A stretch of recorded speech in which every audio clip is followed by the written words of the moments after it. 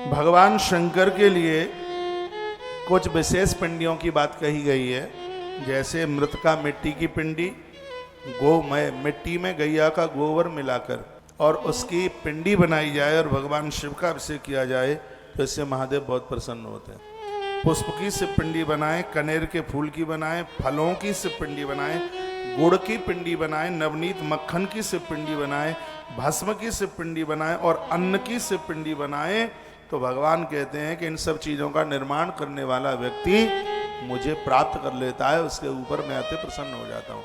आटे के शिवलिंग बनते हैं। एक दिन मैं बोला हूँ, गुड़, मिट्टी में गुड़ डालकर, मक्खन डाल करके इन सब की पिंडियां बनाई जाती हैं। और कोई कोई विद्वान क्या कहते हैं, कहीं तुम्हें शंकर की पिंडी न मिल रही हो तो अंगुष्टाद बपि तथा पूजान मिक्षंती या केचन, अंगूठे को ही शिवलिंग मानकर एक लोटा जल उसी के ऊपर चढ़ा दीजिए, भगवान महादेव ने आपका जल स्वीकार कर लिया। इसमें लिखा है विद्येश्वरी संहिता अध्याय नंबर 11 और श्लोक नंबर 34। श्लोक नंबर 34, अंगुष्टादः वपि तथा पूजान मिक्षन्त केचन लिंग कर्मणि सर्वत्र निषेधोस्तस्त्र करियचित। इसको कोई निषेध नहीं कर सकता।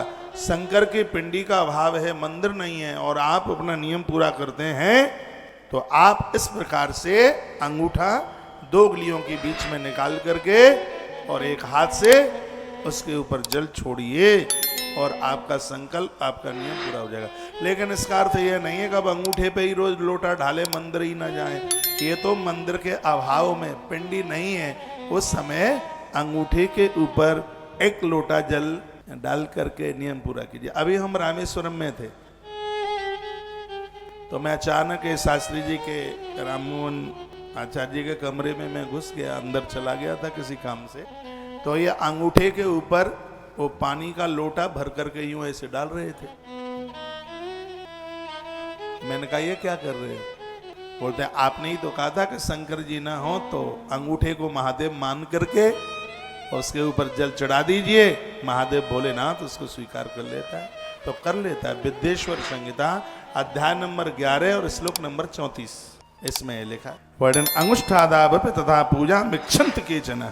अंगूठे के ऊपर भी आपने महादेव को जल चढ़ा दिया तो भोलेनाथ बिल्कुल प्रत्यक्ष रूप से उसको स्वीकार कर। वर्णन है, कमाल कर दिया। एक बात और अच्छी बात कही गई है, लिंग दान, शिवलिंग का जो दान है वो एक बहुत बड़े दान में से दान। कभी शिवरात्रि के समय, सोमवार के समय, प्रदोष के समय में यदि आपसे बन जाता है तो शिवलिंग का दान की। ये बात मैंने आज तक कभी नहीं बोली है और मैं अपने हृदय का पत्ता खोल रहा हूँ। यह बात आज से मैंने बहुत वर्ष पहले पढ़ी। 2017 से लेकर के अभी तक तुलसी वन आश्रम ने लाखों लाखों से पिंडियों का दान किया, हजार नहीं लाखों का, और उसका आनंद मिल रहा है। हमारी गौ माता सुरक्षित है, नंदी के चरणों में बड़ी श्रद्धा है। ये सब शिव पिंडी का। मैं तो आप सबको कहूँगा कोई भी बाजार से शिव पिंडी मत खरीदिए, ना सालेराम खरीदना, ना नर्मदेश्वर, तुलसी वन आश्रम देगा आपको। बुधवार को यहाँ से बच्चों के लिए 3 मुखी रुद्राक्ष विश्वास के साथ पहनाना। 3 मुखी रुद्राक्ष शाम को 4 बजे कथा छूटेगी, सबको देंगे बुधवार को। बहनों को संतान नारियल की भी व्यवस्था की गई है। जैसे जैसे आपको टाइम मिले वैसे वैसे आप आते रहिएगा, ठीक है। लिंग दर्शन मात्रम मान्यमेना सेवा प्रदम। थोड़ा बहुत समय भी यदि कोई नियम से शिवलिंग दर्शन का संकल्प ले ले उसके संपूर्ण कार्य पूरे हो जाएंगे। तो सौनक शिव ने पूछा, किसी का ऐसा नियम है कि वो रोजाना शिवलिंग का दर्शन करे और जल चढ़ाए और वहां मंदिर न हो तो फिर क्या करे? तब का अंगुष्ठादावपि तथा पूज मिक्षन्त केचन। उस समय अंगूठे को ही शिवलिंग मानकर उसके ऊपर जल चढ़ा करके और अपने इस नियम को पूरा कर ले, उसका संकल्प टूटेगा नहीं, उसका नियम पूरा होगा। कितनी सरल पूजा है शिव। शंकर तो कोई बहुत बड़ा मंदिर भी नहीं चाहते, वो तो चाहे जहाँ 4 ईंटा रख के पधरा दो वहीं बेचारे राजी है। ऐसा तो भोला, आहा, सच में ही भोला है, बड़ा प्रभाव है उसका। भगवान सदाशिव भक्त के ऊपर बड़ी कृपा करते हैं। जो शिवलिंग का दान करता है उसे शिव पद की प्राप्ति होती है, ऐसा वर्णन लिखा है। सर्वत्र फलदाता ही प्रयासान गुणम।